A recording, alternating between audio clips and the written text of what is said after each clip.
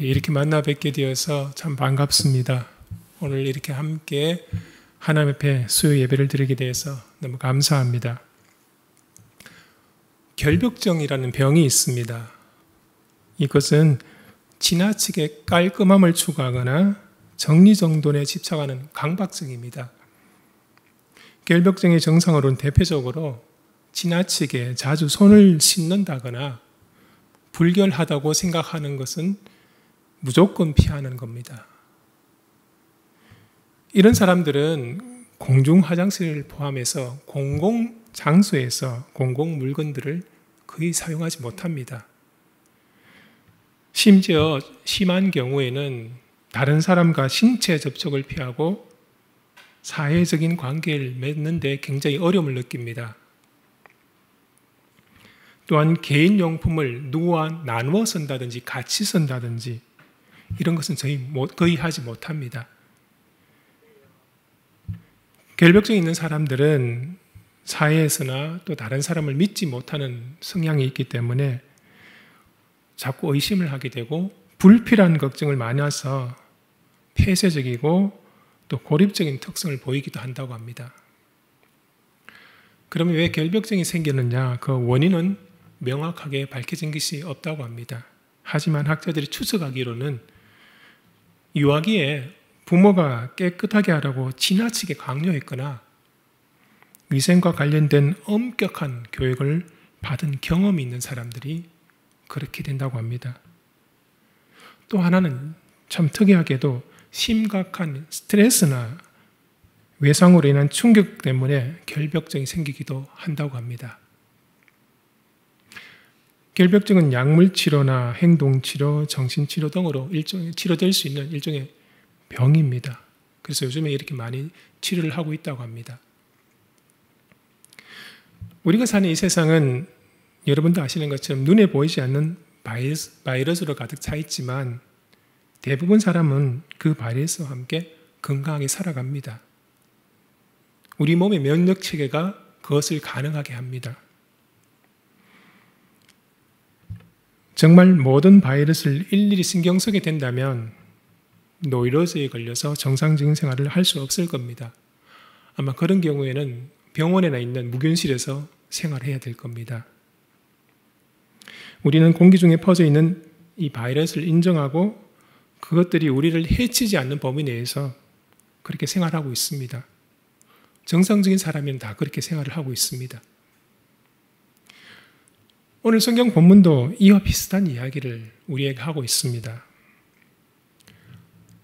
우리가 읽은 성경 말씀이 포함되어 있는 마태복음 13장은 흔히 비유장이라고 합니다. 7개의 비유가 나옵니다. 4가지 땅에 떨어진 씨 비유, 가라지 비유, 겨자씨 비유, 누룩 비유, 밭에 감수인 보화 비유, 좋은 진주를 구하는 상인, 바다에 친 거물 비유, 이렇게 7개입니다. 그런데 이 7개 모두 다 공통적으로 하나님 나라에 대한 비유입니다. 그 가운데 우리가 읽은 말씀은 가라지 비유라는 제목으로 흔히 알려져 있습니다. 예수님께서 이 비유를 통해서 설명하려고 한 것은 앞에서 이야기한 것처럼 하나님 나라, 마태복음의 용어에 따르면 천국입니다. 우리는 흔히 천국 그러면 죽고 난 뒤에 가는 나라, 그렇게 생각합니다. 하지만 성경에서는 천국을 그렇게 묘사하지는 않습니다. 복음서를 아무리 봐도 예수님이 천국에 대해서 이야기할 때 결코 그런 식으로 설명하지 않습니다. 예수님의 비유에 나타난 천국은 이 땅에서 시작되어 점점 성장해서 마지막에 예수님께서 재림하실 때에 완성되는 나라라고 묘사를 하고 있습니다. 즉 예수님께서 이 땅에 하나님의 복음을 전함으로써 천국이 시작이 되었고 그리고 그 복음을 믿는 자들이 점점점 늘어나면서 천국은 성장해가고 그러다가 마지막 날 성천하셨던 예수님께서 다시 오실 때 그 하나님의 나라가 이 땅 위에 완성이 된다. 그렇게 설명을 하고 있습니다. 이것은 우리가 잘 아는 겨자씨 비유의 의미이기도 합니다. 이 비유 역시 우리 마태복음 13장에 나오고 있습니다. 바로 우리가 읽은 본문 뒤에 나옵니다. 겨자씨 비유가 이 땅에 하나님의 나라가 확장된다는 것에 초점을 맞췄다면 오늘 우리가 읽은 가라지 비유는 이 땅에서 천국이 성장해 가는 동안 하나님 나라의 백성들은 하나님의 백성이 아닌 사람들과 함께 살아가고 있다는 것에 초점을 맞추고 있습니다. 그런데 예수님의 가라지 비유에는 몇 가지 점에서 현실과 다른 점들이 있습니다. 현실에서는 전혀 그렇게 하지 않는 부분들이 있습니다. 현실에서 농사를 지을 때 농부가 밀밭에 가라지가 보이면 추수 때까지 기다리지 않습니다. 보이는 즉시 뽑아버립니다. 왜냐하면 그것을 계속 놓아두면 미래의 성장에 방해가 되니까 곡식이 건강하게 자라기 위해서 그냥 뽑아버립니다. 또 추수 때가 되면 비유에서 나오는 것처럼 가라지를 뽑아 단에 묶어서 불에 던지는 것이 아니라 오히려 곡식을 먼저 걷어 창고에 들입니다. 그리고 가라지는 그냥 밭에 불을 지르든지 갈아엎습니다. 바로 이 현실과 다른 비유의 내용이 우리가 주목해 보아야 할 부분입니다. 바로 이 부분이 예수님께서 현실과 다른 다른 내용을 통해서 말씀하고자 하는 본심이 들어있기 때문에 그렇습니다. 이 가라지 비유를 통해서 우리가 깨달아야 할 첫 번째는 제가 생각하기에는 하나님의 인내입니다. 비유 속에 농부가 추수 때까지 가라지를 참고 기다리는 것처럼 하나님은 오래 참고 기다리십니다. 현실 속에서는 농부는 기다리지 않습니다. 밀밭에 가라지가 보이면 즉시 뽑습니다. 그러나 비유 속에 하나님은 참고 추수 때까지 기다리십니다. 하나님은 우리가 잘못을 하거나 죄를 지을 때마다 즉시 심판하지 않으신다는 겁니다. 아마 그렇게 심판하시면 아무도 하나님 앞에서 살아남을 수 없을 것입니다. 예수님의 설명에 따르면 가라지는 악한 자들의 자녀들입니다. 그리고 41절에는 가라지가 죄를 짓게 하는 모든 일들과 불법을 저지르는 모든 사람이라고 설명합니다. 하나님은 이런 악한 자들, 악한 자의 자녀들이라고 해도 즉각 심판하지 않고 추수 때까지 기다리시고 인내하신다는 겁니다. 우리는 간혹 뉴스에서 흉악한 범죄를 저지른 사람에 대해서 듣습니다. 그럴 때 어떻습니까? 대부분 이렇게 생각합니다. 저런 흉악한 범들은 당장에 사형을 시켜야 된다. 그렇게 생각을 합니다. 중죄를 저지른 사람을 엄하게 벌해야만 우리 사회가 안전할 것이라는 생각에서 그런 말을 합니다. 그런데 하나님은 그렇지 않습니다. 물론 하나님은 죄와 악에 대해서 반드시 심판하신 분입니다. 그러나 죄를 짓는다고 해서 무조건 즉시 심판하지 않는다는 겁니다. 그가 회개할 수 있는 기회를 주신다는 겁니다. 그때까지 안타까운 마음으로 참고 기다립니다. 이게 하나님의 인내입니다. 그런데 우리는 종종 그런 하나님의 인내가 못마땅하게 생각되기도 합니다.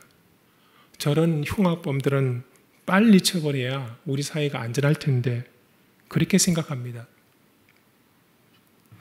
그런데 우리가 자주 까먹는 중요한 사실이 하나 있습니다. 바로 하나님 앞에서 저와 여러분도 죄인이라는 사실입니다.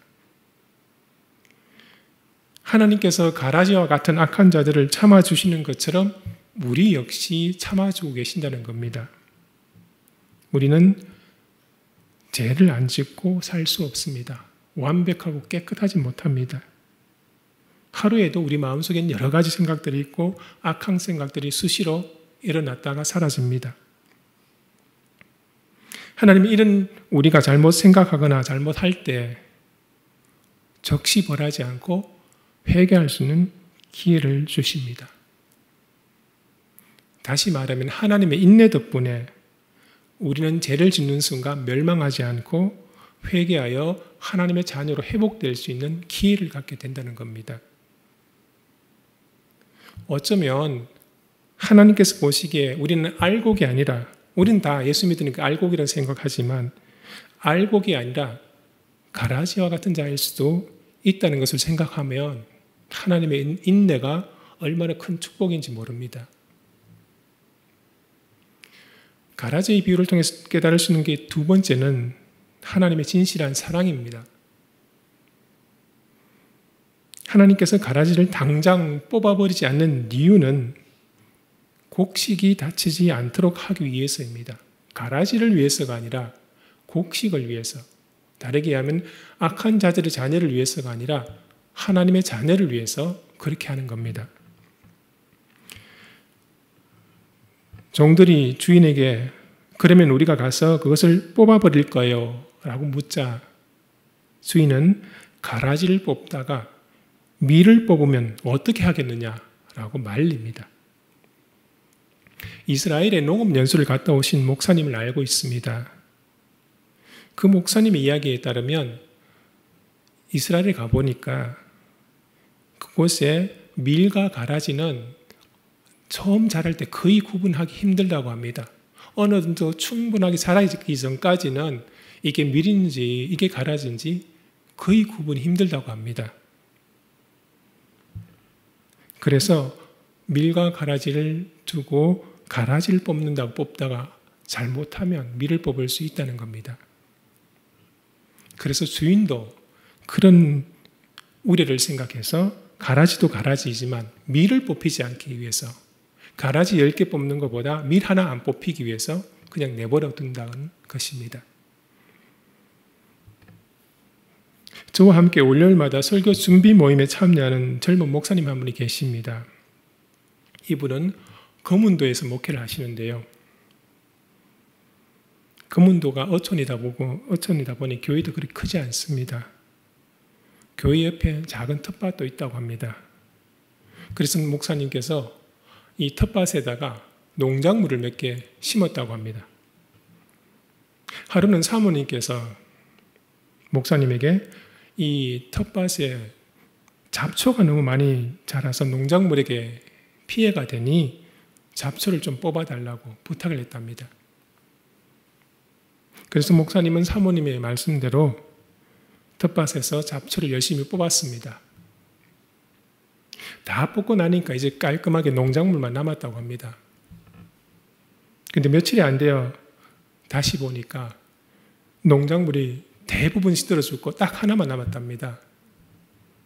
겨우 한 걸음만 살아남았는데 나중에 목사님께서 스스로 추론해 보기를 목사님이 농사꾼이 아니니까 이 상황을 잘 모르고 열심히 잡초를 뽑았는데 그러다가 농작물의 뿌리를 건드린 것 같다라고 하십니다. 바로 예수님께서 비유로 말씀하셨던 그 부분이 현실이 된 거죠. 하나님은 악인을 벌하는 것 때문에 자기 자녀 한 명이라도 다치는 것을 원하지 않습니다.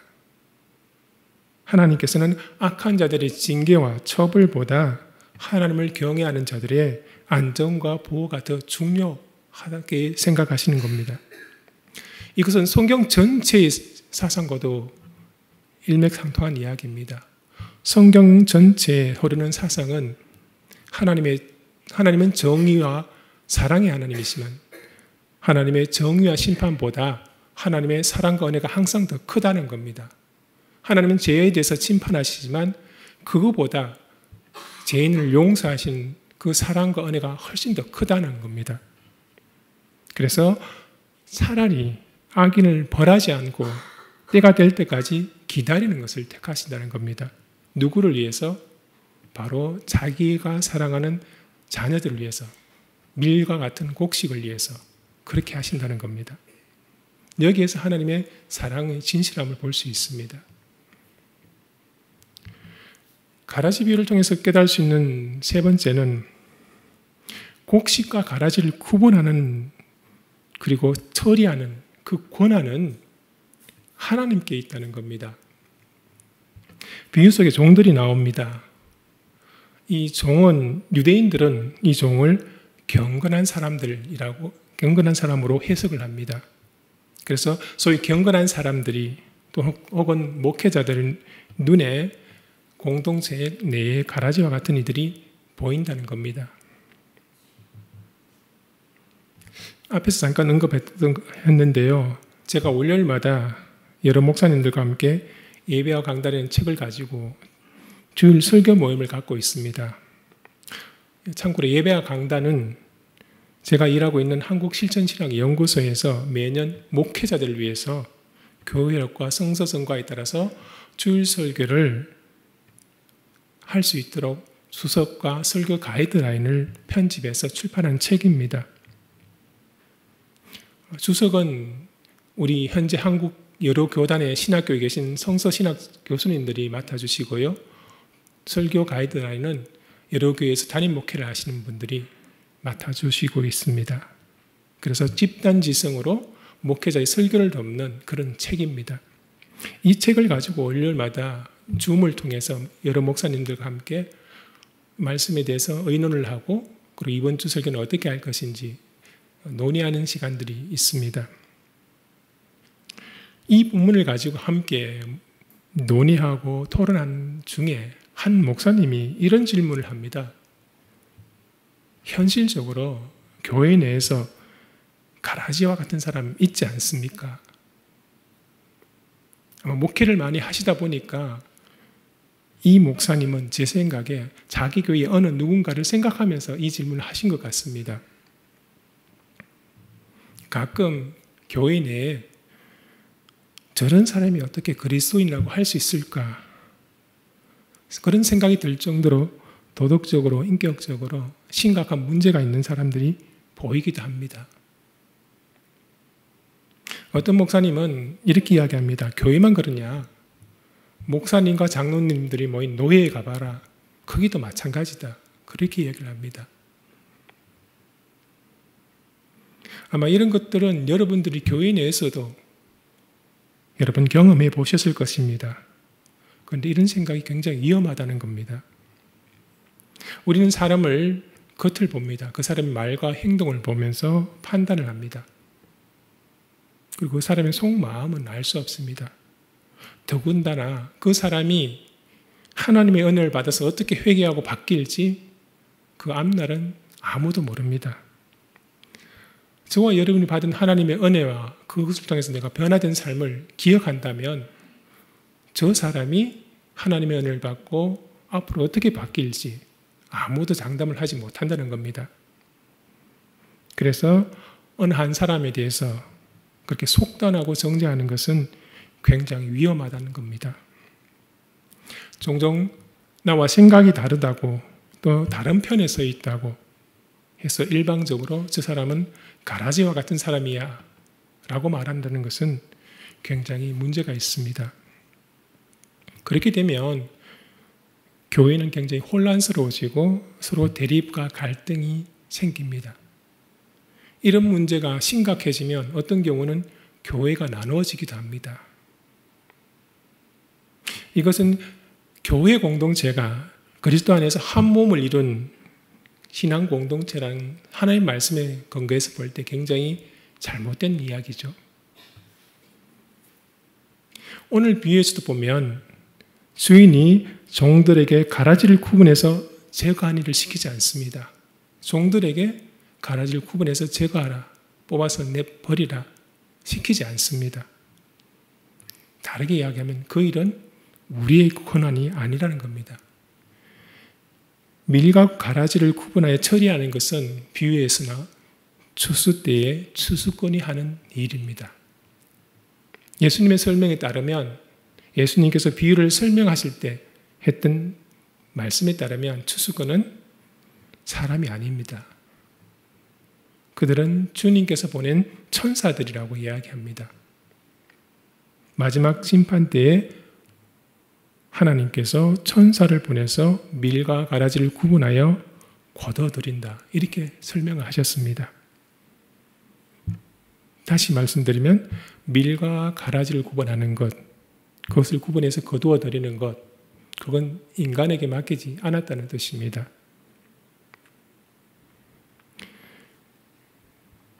또 한 가지 여기에서 우리가 명심해야 할 것은 추수 때까지, 다르게 말하면 이 세상 마지막 때까지 가라지가 밀과 함께 이 땅에 계속 존재한다는 겁니다. 우리는 어떻게 해서든지 가라지를 뽑아버리고 우리 공동체는 깨끗하고 경건하고 순결하길 원합니다. 근데 그게 불가능한 일이라는 겁니다. 예수님의 비유에서도 분명하게 추수 때까지 밀 옆에는 가라지가 있는 것으로 이야기됩니다. 목회를 하시면서 농사를 짓고 계신 목사님 있습니다. 그 목사님이 농사를 지으면서 경험했던 것을 바탕으로 이런 충고를 합니다. 인류가 잡초와 싸워서 이겨본 적이 없다. 아무리 깨끗하게 뽑아도 잡초는 해마다 다시 난다. 이 땅에서 잡초를 완전히 없애는 것은 불가능한 일이다. 그러니 우리가 불가능한 일을 해내려고 온 힘을 기울이기보다는 하나님의 뜻이 무엇인지 깨닫고 우리가 할 수 있는 일을, 그 일을 하기 위해서 노력을 해야 된다. 엉뚱한 데 힘을 쏟아서는 안 된다. 그런 식으로 말씀하셨습니다. 여기서 우리는 네 번째 깨달음을 얻을 수 있습니다. 밀이 무성한 밭은 가라지가 제대로 길을 펴지 못합니다. 바로 위에서 언급했던 목사님은 경북 영주의 5개 교회에서 목회를 하신 천정명 목사님이십니다. 이분은 신학교를 졸업하고 처음부터 강원도 광산촌에 들어가셔서 그쪽 지역에 목회를 하셨습니다. 목회를 하시면서 농민들에게 유기농법을 가르쳐 주시고 실제로 그렇게 유기농법을 전파하면서 곧 주민들과 함께 신앙생활을 해오셨습니다. 그분이 농사를 지으면서 깨달았던 중요한 사실은 곡식이 건강하게 자라면 잡초는 더 이상 힘을 쓰지 못한다는 겁니다. 잡초가 성장 속도가 빨라서 곡식보다 먼저 자랍니다. 하지만 곡식이 느리더라도 건강하게 성장해서 자라면 아무리 잡초가 있더라도 더 이상 힘을 쓰지 못한다고 합니다. 농사꾼이 아무리 잡초를 뽑아도 완전히 뽑아낼 수 없습니다. 그렇다면 오히려 곡식이 튼튼하게 자라도록 보살피면 잡초의 용량을 많이 줄일 수 있습니다. 이 원리는 교회 공동체 내에서도 통용이 됩니다. 건강하고 신실한 신앙생활을 하는 성도가 많을수록 그 교회는 건강하고 건전하게 성장해 나갈 것입니다. 가라지가 있는 것이 중요한 것이 아니라 얼마나 건강한 성도들이 많은가, 그것이 그 교회의 건강한 교회인지 아닌지 판별할 수 있는 척도가 된다는 겁니다. 가라지를 완전히 제거하고 우리 교회는 밀간, 알곡 같은 성도들만 있다 하는 것은 불가능한 이야기라는 겁니다. 그렇다면 얼마나 건강한 곡식과 같은 성도들이 힘있게 신앙생활을 할 수 있는 공동체를 만드느냐가 중요하다는 겁니다. 누가 가라지고 누가 밀이냐 구분짓고 파당을 만들어 배쳐가는 것보다 우리 자신이 먼저 건강한 신앙인으로 성장한다면 우리 교회는 든든하게 성장할 것입니다. 예수님께서 요한복음에 보면 마지막 부분에 부활하신 뒤에 제자들 만나는 장면이 나옵니다. 게네사렛 호숫가에서 만날 때 베드로를 만나서 네가 나를 사랑하느냐 3번을 묻죠. 그렇게 해서 베드로를 신앙을 다시 회복시켜 주십니다. 그리고 나서 너는 나를 따르라고 하셨는데 그때 베드로가 이야기합니다. 저 사람 남아있는 아마도 요한으로 추측되는 사람인가 저 사람은 어떻게 합니까? 라고 묻습니다. 그러자 예수님께서는 그 사람을 내가 올 때까지 이 땅에 남아두게 한들 너와는 무슨 상관이 있냐라고 하십니다. 누구의 신앙이 좋든지 나쁜지 이런 생각하기보다 너는 나만 생각하고 따르라는 그런 식의 말씀을 하셨습니다. 우리 교회에 누가 가라지고 누가 곡식이고 이게 중요한 것이 아니고 우리 자신이 예수님의 가르침에 따라서 곡식같이 튼튼하게 성장하는 것이 내가 속한 이 교회를 건강하게 만든다는 그런 의미가 될 수 있습니다. 지금까지 설교 말씀을 전하면서 4가지를 이야기했는데요. 2가지는 하나님에 관한 것이고 2가지는 우리에 관한 겁니다. 하나님에 관해서는 하나님의 인내가 정말 크고 놀랍다는 겁니다. 우리가 회개하고 돌이킬 때까지, 마지막 때까지 기다리시는 하나님의 인내를 생각할 수 있습니다. 2번째는 하나님은 심판과 정죄보다 사랑이 항상 더 크고 놀랍다는 겁니다. 자녀를 향한 사랑, 자녀를 위해서 모든 것을 참고 기다리신 분이라는 겁니다. 2번째 우리에 관해서는 예수님께서 다시 오실 때까지 이 땅은 우리 신앙 공동체에는 죄송하지만 가라지와 밀은 함께 간다는 겁니다. 그리고 우리에게는 누구를 가라지로 정죄하고 배척하거나 제거할 권한이 없다는 겁니다. 그것은 사람의 중심을 깨뜨려 보시는 하나님만 할 수 있습니다. 그래서 우리는 우리 세상에서 혹은 교회에서 눈을 부라리며 누가 가라지라고 한 같은 자인지 구분하고 찾아내기보다는 내가 밀과 같은 거룩하고 경건한 신앙이 되기 위해서 노력하는 것이 더 중요하다는 겁니다. 그럴 때 나를 통해서 또 우리 교회를 통해서 하나님의 뜻이 이 땅에 이루어지고 언젠가 주님이 다시 오실 때 이 땅에 온전한 하나님의 나라가 이루어질 것입니다. 저와 여러분이 이런 밀과 같은 귀한 그리스도인이 될 수 있길 바랍니다. 함께 기도하겠습니다.